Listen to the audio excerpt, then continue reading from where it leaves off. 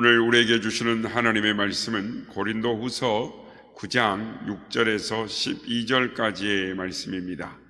할렐루야! 오늘도 우리 예배 가운데 함께 하신 주님을 찬양합니다. 그리고 새벽을 깨워 기도의 향연에 나오신 성도님들께 하나님의 은혜와 평강이 함께 하시기를 기원드립니다.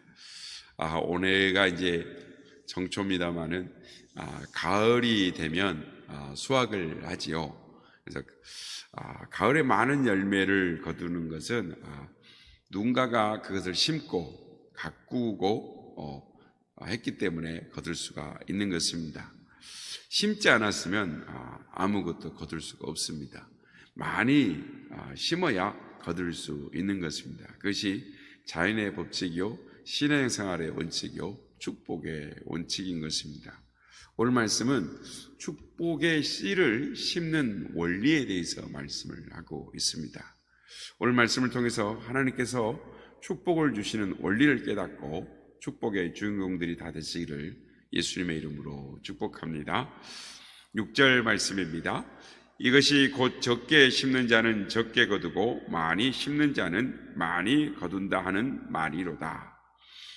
하나님의 축복을 받는 원리 중에 첫째는 많이 심어야 하는 것입니다. 많이 심어야 많이 거두고 적게 심는 자는 적게 거두는 것이 당연한 원리입니다. 이것은 자연의 원리이고 축복의 원리입니다. 농부들이 이 원리를 알기 때문에 많이 심는 것입니다. 할 수 있는 대로 씨를 많이 뿌리려고 합니다. 왜냐하면 많이 심어야 많이 거둘 수 있는 것을 알고 있기 때문입니다. 자연은 우리가 심는 것보다 많이 줍니다. 거두게 합니다. 이것이 하나님의 원리입니다. 밀 2대를 심으면 자료에 보니까 밀 67대를 거둘 수 있다라고 합니다. 그러니까 밀을 2대를 심었는데 67대를, 귀리를 3대를 심으면 79대를 거둘 수 있다라고 합니다. 또 옥수수를 7.5대를 심으면 120대를 옥수수를 수확할 수 있다. 그리고 밀을 1을 심으면 34배를, 귀리는 1을 심으면 26배를 거둘 수 있다. 그래서 농부는 많이 심어야 많이 거둘 수 있는 걸 알기 때문에 심는 것에 투자를 하는 것입니다. 하나님의 법칙은 언제나 우리가 심은 것보다 많이 거두게 하십니다.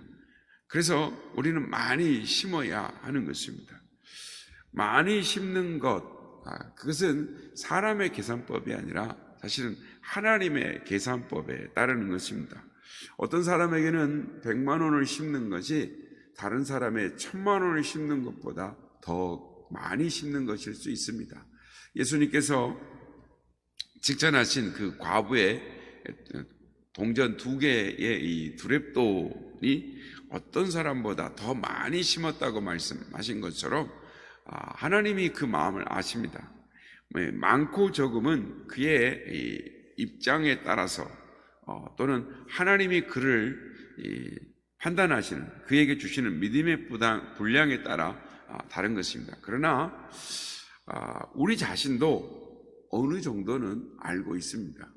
자기 입장에서 최선으로 많은 것을 심어야 하는 것입니다. 나무의 숲을 내다보며 나무를 심으라라는 말이 있습니다.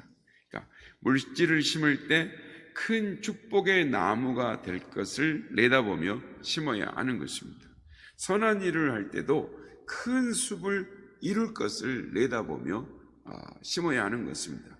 자녀를 양육할 때도 큰 사람이 될 것을 바라보며 자녀를 양육해야 하는 것입니다. 그러니까 내다보며 심어야 하는 것이죠. 그래서 적게 심는 자는 적게 거두고 많이 심는 자는 많이 거둔 줄로 믿습니다. 둘째로 축복의 원리는 즐겁게 심어야 하는 것입니다. 오늘 7절 말씀입니다. 각각 그 마음에 정한 대로 할 것이요 인색함으로나 억지로 하지 말지니 하나님은 즐겨내는 자를 사랑하시느니라. 마음에 정한 대로 하라라고 하십니다. 성령께서 주시는 감동대로 마음을 정하고 그 정한 대로 실천을 해야 합니다. 마음을 정해놓고 시간을 끌다 보면 정한 대로 하지 못하게 됩니다. 감동이 약해지고 상황과 입장이 바뀌기 때문입니다.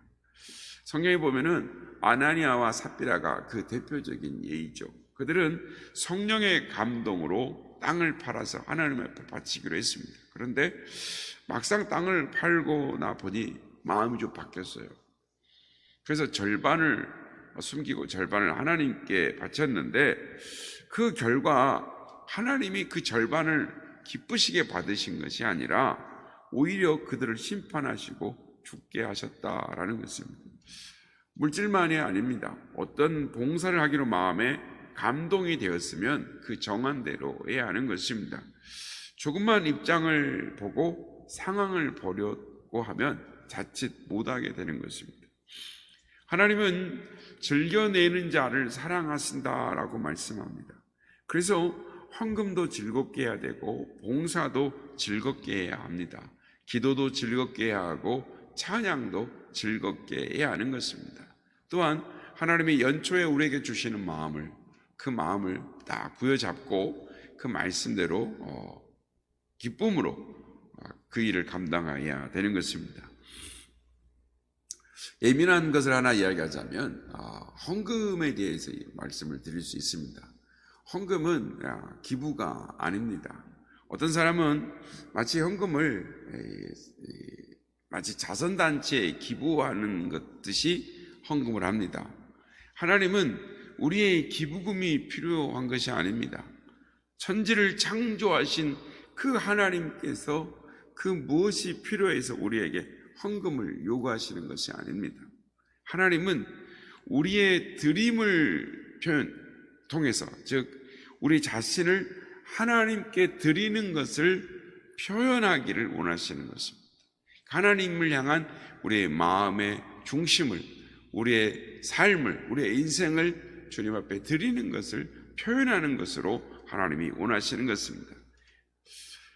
헌금을 하는 행위는 교회가 어렵다라고 기부하는 것이 아닙니다. 물론 교회가 어려울 때 특별 헌금을 합니다. 우리가 지난 시간에도 보았고 또 오늘 본문에도 이 어려운 예루살렘 교회를 위해 헌금하는 것을 사도 바울이 말을 하면서 오늘 이 축복의 원리에 대해서 말을 하고 있습니다.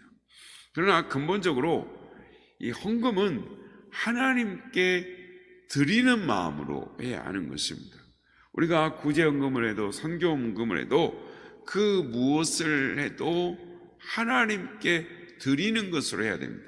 무슨 말이냐면 우리가 천하의 모든 만물의 창조자 되신 하나님, 주인 되신 하나님, 전능하신 하나님 앞에 우리가 감히 하나님께 무엇을 드릴 수 있는 것 자체가 영광스러운 것입니다.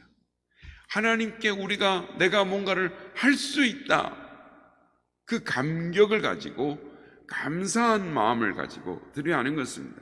하나님이 그러한 자를 사랑하시고 기뻐하시고 복을 주시는 것입니다.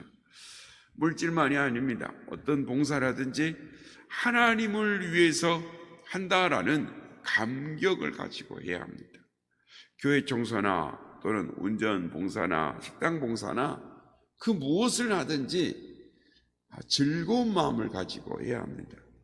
때로는 힘에 겨워 불평이 나올 때도 있습니다. 그러나 얼른 마음을 돌이켜야 합니다. 하나님, 아닙니다. 불평하지 않겠습니다. 하나님, 감사합니다. 하나님을 위해 제가 이 일을 할 수 있다니요. 하나님을 위해 할 수 있는 기회를 주시니 감사합니다. 하나님, 감히 제가 이 일을 합니다. 이렇게 즐겁게 감사함으로 해야 하는 것입니다. 사랑하는 여러분, 하나님은 우리에게 최상의 것을 요구하십니다. 아니, 최고의 그 이상의 것을 하나님은 원하십니다.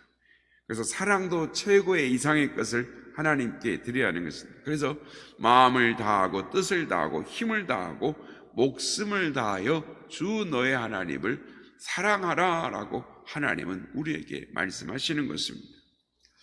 미국에 잘 아는 이야기입니다. 유명한 석유왕 록펠러 야곱의 어머니는 어릴 때부터 아들에게 늘 4가지를 교육했다라고 합니다. 교회 나가면 맨 앞줄에 앉아라. 목사님 말씀 잘 듣고 순종해라. 온전한 11조를 드려라. 하나님께 헌금하는 일에 인색하지 말아라. 남에게 뒤져서는 안 된다. 남을 돕는 일에 앞장서라 라고 이렇게 4가지를 가르쳤답니다. 그래서 이제 록펠러가 하나님의 은혜를 받는 것이 광산을 채굴하다가 어려움에 부딪혔습니다. 아무리 파고 들어가도 금은 나오지 않고 이 광부들은 밀긴 월급을 요구하고 돈을 주지 못하니까 점점 이 폭도로 변해가기 시작했습니다. 그때 이 록펠러가 그 황량한 이 광산에 엎드려서 하나님 앞에 기도합니다. 하나님의 말씀은 1.1획도 틀림없는 줄 믿습니다. 저는 지금까지 하나님 앞에 온전한 11조를 드리며 어머니의 말씀대로 하나님 말씀대로 순종하며 살았습니다. 근데 왜 저를 도와주지 않으십니까? 하나님 저를 도와주세요라고 기도하는데 그의 내면에서 들려오는 위로의 음성이 있었습니다. 때가 되면 열매를 거두리라. 더 아래로 깊이 파라 라는 내면의 음성이 들렸어요. 이 말씀을 믿고 광부들에게 땅 아래로 더 깊이 파라 라고 지시를 하니까 광부들이 술렁거리기 시작했습니다.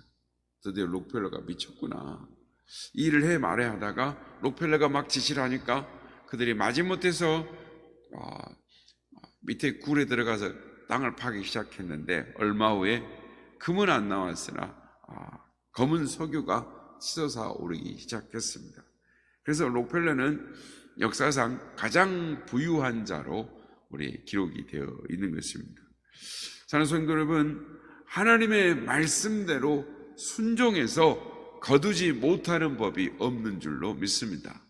하나님께서 우리에게 많이 심는 자는 많이 거두고 기쁨으로 하나님 앞에 드리는 자, 하나님을 향하여 마음과 뜻과 힘을 다하고 목숨을 다하여 주를 사랑하는 자를 반드시 하나님은 사랑하시고 기뻐하시고 복을 주신다라고 말씀합니다. 물론 때로는 시간이 걸릴 때도 있습니다. 그러나 반드시 거두는 줄로 믿습니다. 오늘 하나님께서 우리에게 주시는 축복의 원리를 깨닫고 축복의 주인공들이 다 되시는 우리 모두가 되시기를 예수님의 이름으로 축복합니다.